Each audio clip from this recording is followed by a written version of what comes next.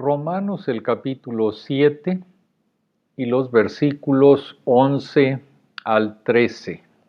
Romanos 7, versículos 11 al 13.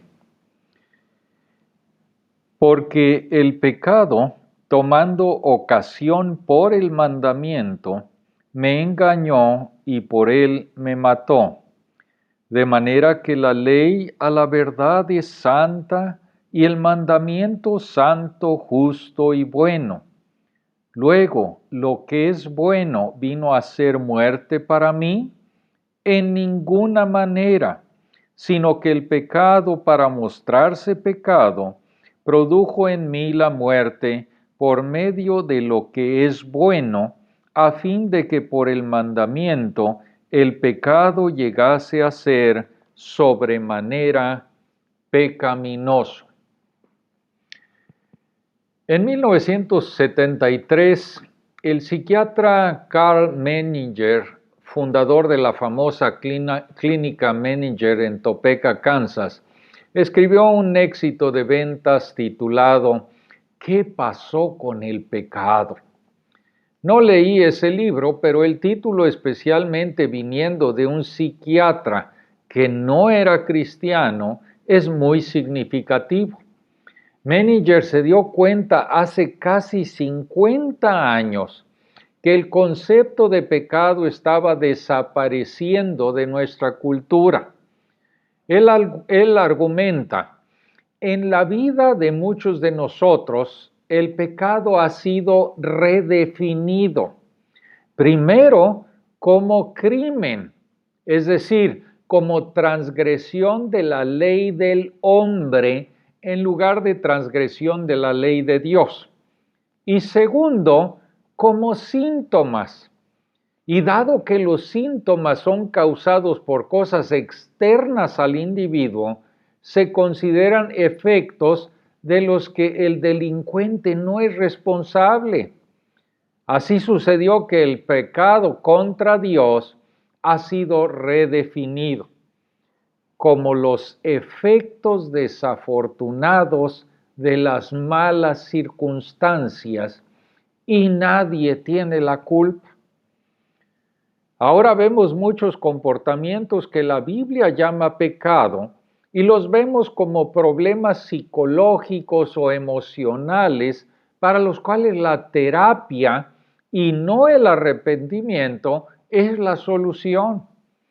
He leído encuestas que muestran que incluso entre los cristianos evangélicos, muchos no ven el sexo antes del matrimonio o el comportamiento homosexual como pecado. Las asambleas ofrecen clases de manejo de la ira, no clases de arrepentimiento de la ira, o grupos para ayudarte a superar tus adicciones, no tus pecados. El pecado se ha convertido en una enfermedad que tratamos terapéuticamente y no en un comportamiento del cual somos responsables.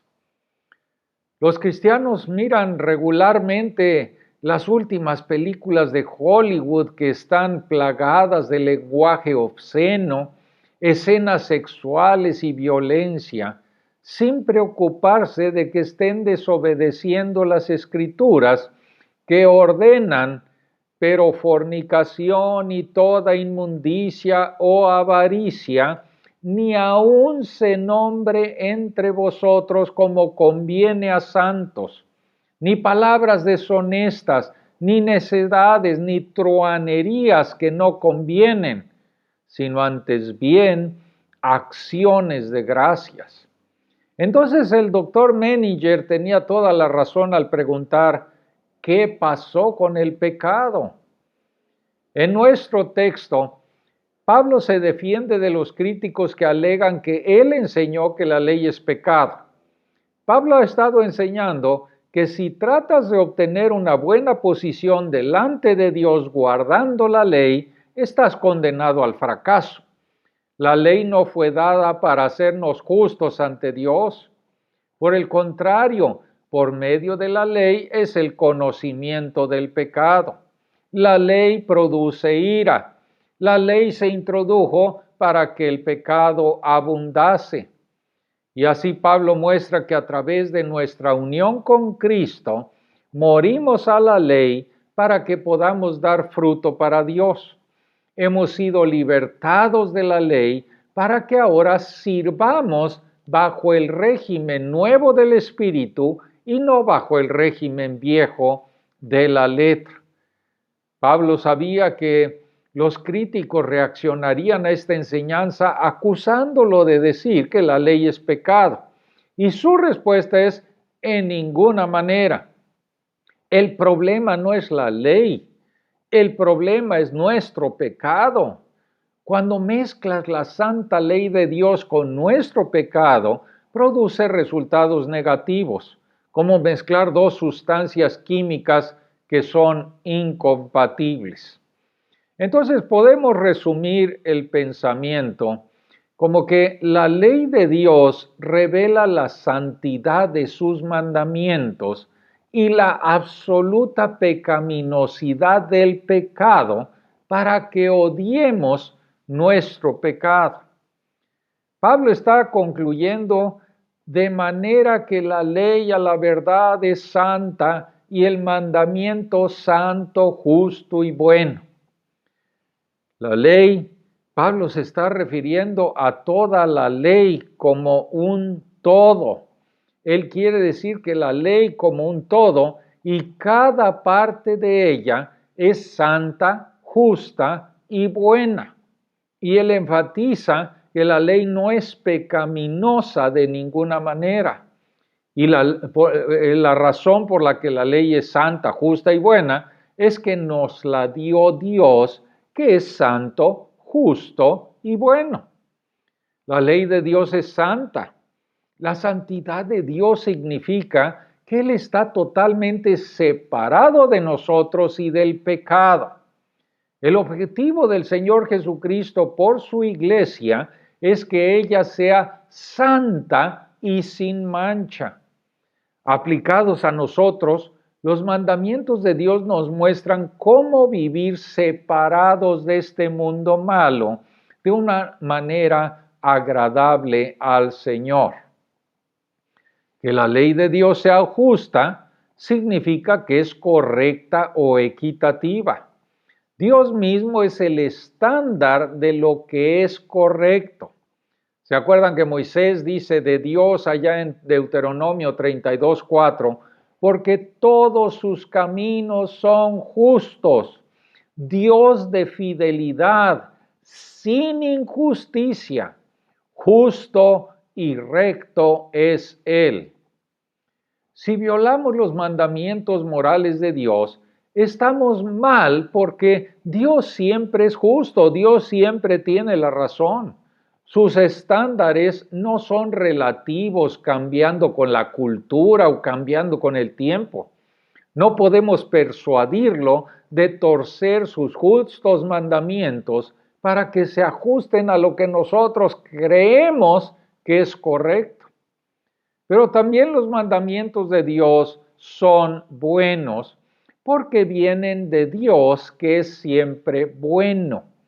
Al igual que con la justicia, Dios es el estándar final de lo que es bueno. Esto significa que todos los mandamientos de Dios son para nuestro bien. Violar sus mandamientos es traer problemas y dificultades a nosotros mismos. Si queremos vivir una verdadera vida buena, entonces debemos seguir los mandamientos de Dios. Ahora, dado que como creyentes del nuevo pacto no estamos bajo la ley de Moisés, podríamos preguntarnos, ¿cuál de los mandamientos del Antiguo Testamento se aplica a nosotros? ¿Estamos obligados a guardar los 10 mandamientos, ya que Pablo los llama ministerio de muerte grabado con letras en piedras? En el sentido de que los 10 mandamientos sirven como resumen de los 2 grandes mandamientos. amar a Dios y amar a los demás. Estos mandamientos son válidos y son vinculantes para hoy. Además, todos los 10 mandamientos, excepto el mandamiento del sábado, se repiten en el Nuevo Testamento. Pablo quiere que tengamos claro que la ley de Dios es santa, justa y buena. Estar bajo la gracia no significa vivir sin ley. Pero también la ley de Dios revela la absoluta pecaminosidad del pecado. Y aquí se concluye, a fin de que por el mandamiento el pecado llegase a ser sobremanera pecaminoso. Carlos Spurgeon lo expresó, la ley no fue la cura de la enfermedad, mucho menos su creadora, pero fue la que reveló la enfermedad que acechaba en la constitución del hombre. Spurgeon continúa mostrando que cuando Pablo quiso encontrar una palabra para describir cuán malo es el pecado, no lo llamó excesivamente negro, horrible, mortal. Más bien, cuando quiso encontrar la peor palabra, llamó al pecado por su propio nombre. El pecado es sobremanera pecaminoso. No hay nada tan malo como el pecado. Dios dio su ley para nuestro bien. Cuando deliberadamente arrojamos su ley y la pisoteamos, esa ley expone la total pecaminosidad de nuestro pecado en al menos 4 formas. La primera es que el pecado es totalmente pecaminoso porque es rebelión contra nuestro amoroso y bondadoso Padre Celestial. Cuando Dios le dio a Adán y a Eva el mandato de no comer del fruto del árbol del conocimiento del bien y del mal, ese mandato fue para su bien, para guardarlos de la consecuencia de la muerte. Podemos compararlo con los padres que le dicen a sus hijos pequeños que no corran hacia una calle concurrida.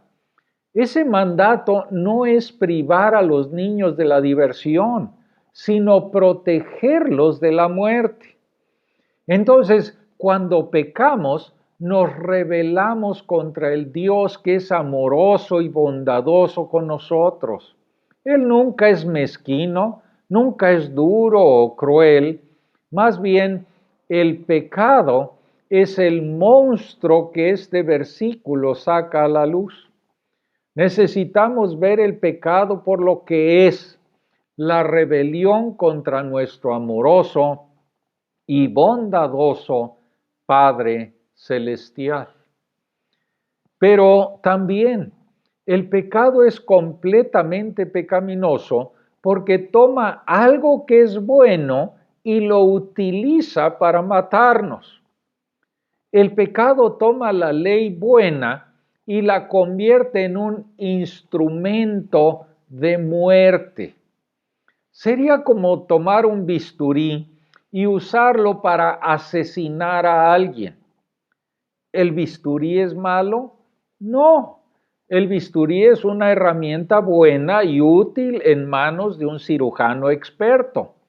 El pecador que usó el bisturí para asesinar a alguien, él es el culpable. El pecado toma los santos mandamientos de Dios y los usa para matarnos. Quiere decir que la ley nos pone bajo la justa y eterna condenación de Dios porque la hemos violado deliberadamente una y otra vez. Así que debemos luchar contra nuestro pecado con tanto esfuerzo como lucharíamos contra un intruso que irrumpió en nuestra casa y que está intentando matarnos.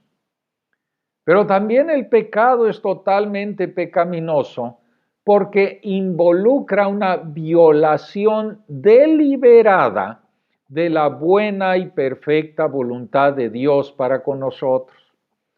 Dice el versículo 15, donde no hay ley, tampoco hay transgresión. Versículo 15 del capítulo 4.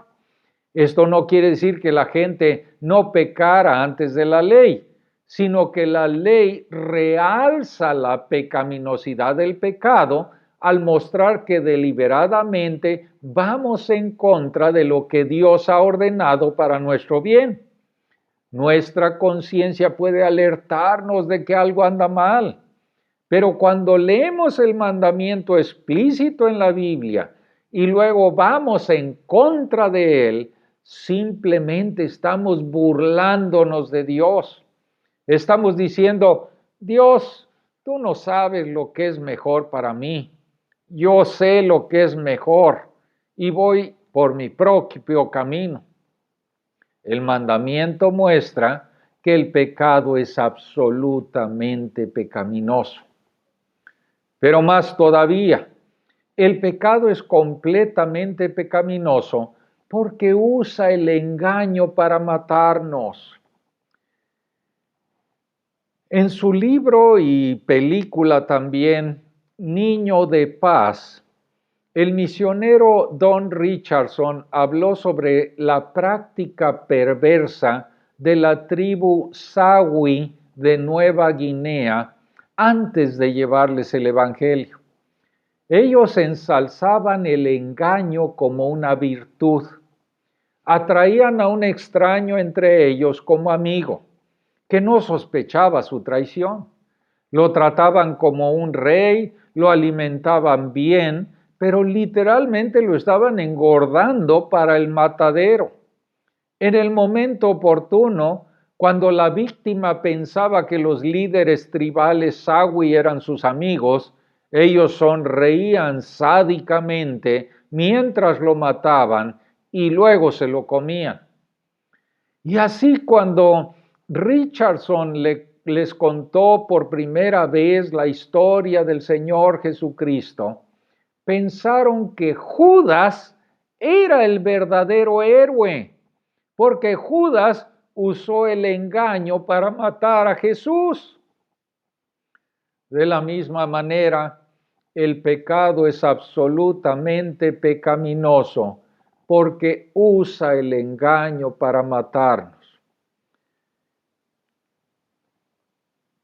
En otros dos lugares, Pablo usa el mismo verbo engañado para describir el engaño de la serpiente a Eva en el huerto.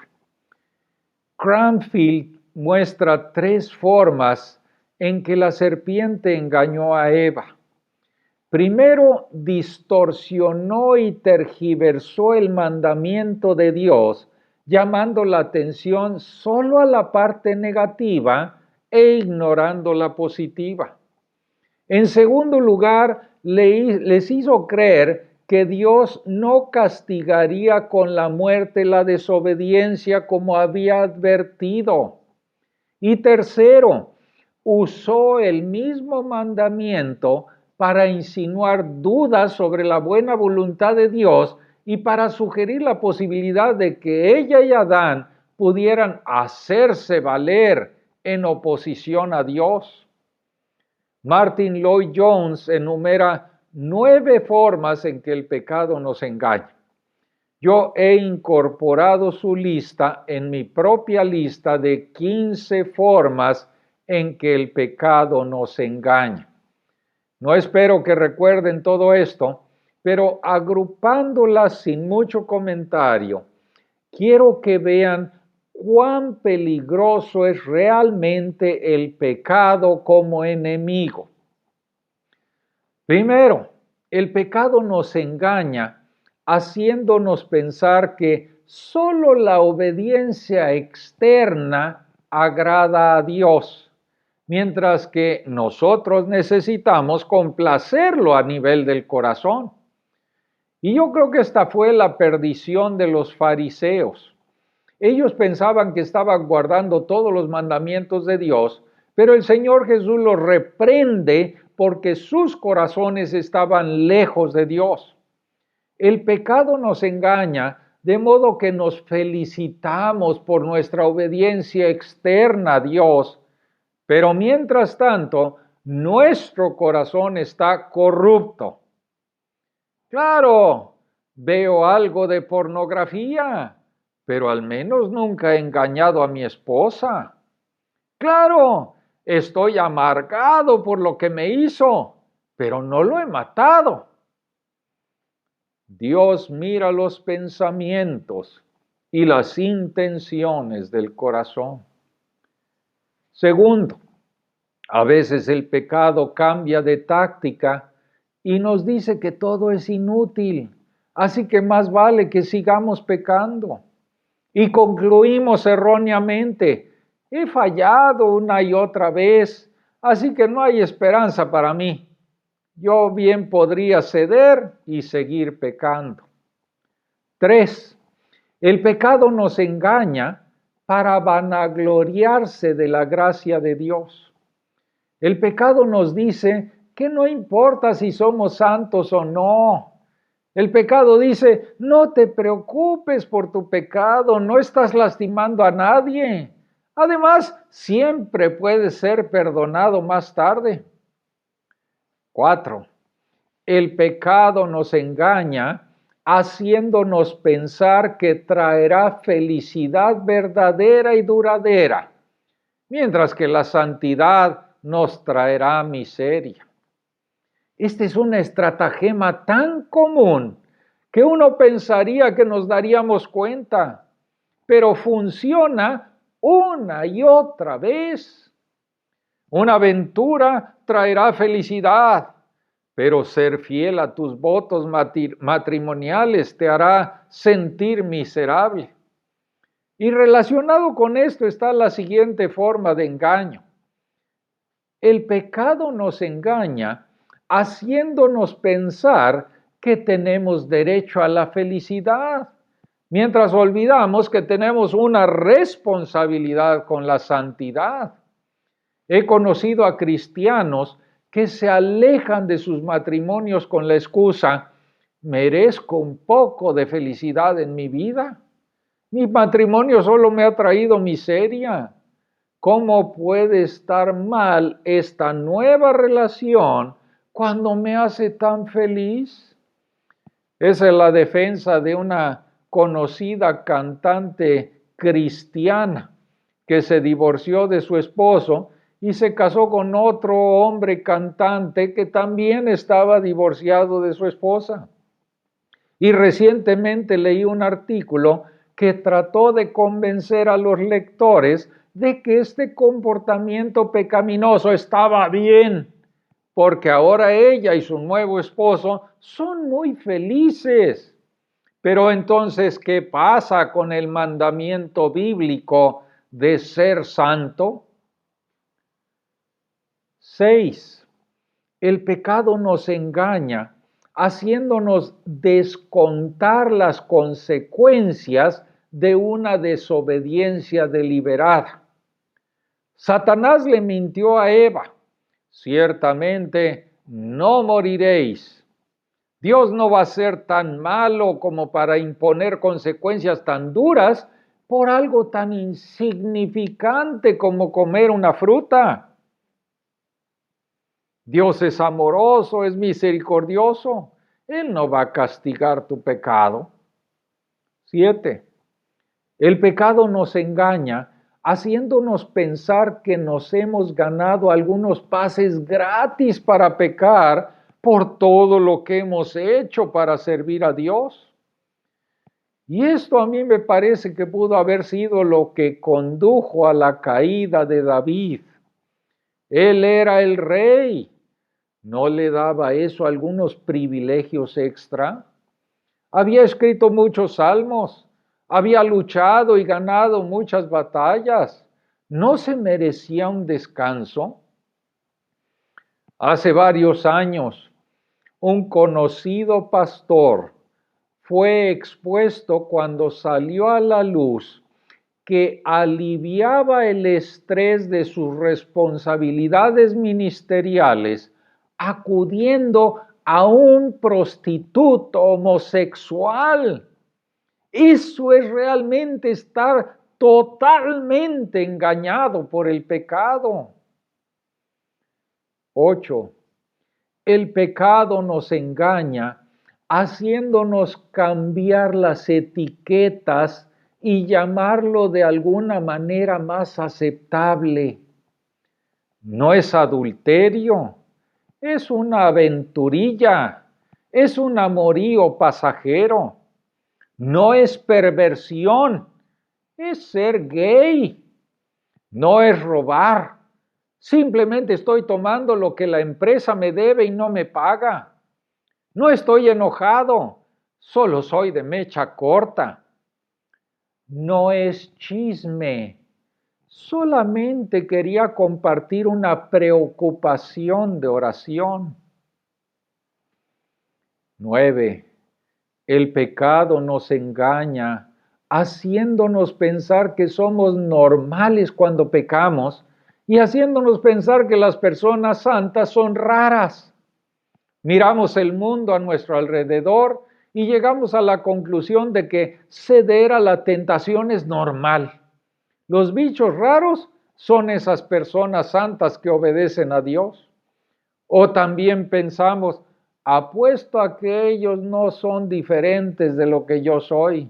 Probablemente cometen algunos pecados secretos, pero son hipócritas. Al menos yo soy honesto acerca de quién soy. 10. El pecado nos engaña al actuar por grados, de modo que eventualmente lo que nos hubiera escandalizado ahora se acepta como normal. El profeta Oseas reprendió a Efraín o a Israel y dice, devoraron extraños su fuerza y él no lo supo. Y aún canas le han cubierto y él no lo supo. ¿Te imaginas a alguien encaneciendo sin ser consciente de ello? Pero el profeta estaba usando esta analogía con humor para mostrar cómo nos desviamos espiritualmente sin darnos cuenta de lo lejos que estamos del camino. La primera vez que ves una escena de sexo en una película te impacta, pero después de haber visto esa inmundicia unas cuantas docenas de veces, simplemente te encoges de hombros como si no fuera gran cosa. Cuando escuchas una obscenidad por primera vez te sorprende, pero después de estar alrededor de ellas por un tiempo, ni siquiera te estremeces. A veces incluso puedes decir una o dos palabras malas tú mismo sin darte cuenta. 11. El pecado nos engaña, haciéndonos enfurecer con la ley, sintiendo que Dios está contra nosotros cuando prohíbe algo. El pecado nos hace creer que Dios y su ley son irrazonables, imposibles, injustos. Él espera que yo sea perfecto. ¿Por qué no me da un respiro de vez en cuando? Él no debe preocuparse por mí o no daría mandamientos tampoco razonables. 12. El pecado nos engaña, haciéndonos pensar muy bien de nosotros mismos. Eres lo suficientemente inteligente como para descubrir qué es lo mejor para ti. Puedes determinar el bien y el mal sin ponerte bajo los estándares legalistas de Dios. Piensa en ti mismo. 13. El pecado nos dice que la ley es asfixiante y nos impide esa misma ley desarrollar los talentos que tenemos en nosotros. Las normas morales de Dios te impiden alcanzar todo tu potencial. Usa el cerebro que Dios te dio. No tienes que estar restringido por ese libro obsoleto, la Biblia. 14. El pecado hace que la justicia parezca monótona y poco atractiva. ¿Solo has tenido sexo con tu pareja de matrimonio? ¡Qué aburrido! ¿Vas a la iglesia todos los domingos? ¡Qué restrictivo! ¡Qué manera de arruinar tu fin de semana! Y 15. El pecado nos engaña al hacer que nos comparemos con otros pecadores en lugar de compararnos con el estándar santo de Dios. El salmista dice allá en el Salmo 36:2 que el pecado halaga a nuestros propios ojos. Nos hace pensar que no somos tan malos porque nos comparamos y comparamos nuestras relativas faltas menores con las cosas realmente malas que hacen los demás. En comparación, no estamos tan mal, pero la norma no es lo que hacen los demás o lo que hacemos nosotros, sino lo que manda la palabra de Dios. Así, la ley de Dios revela la santidad y la bondad de sus mandamientos, junto con la absoluta pecaminosidad del pecado. ¿Cuál debe ser nuestra respuesta?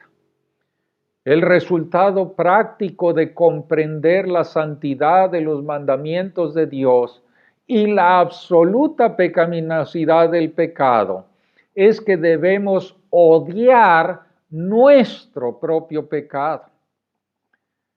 Ahora, la Biblia es clara. Salmo 97:10.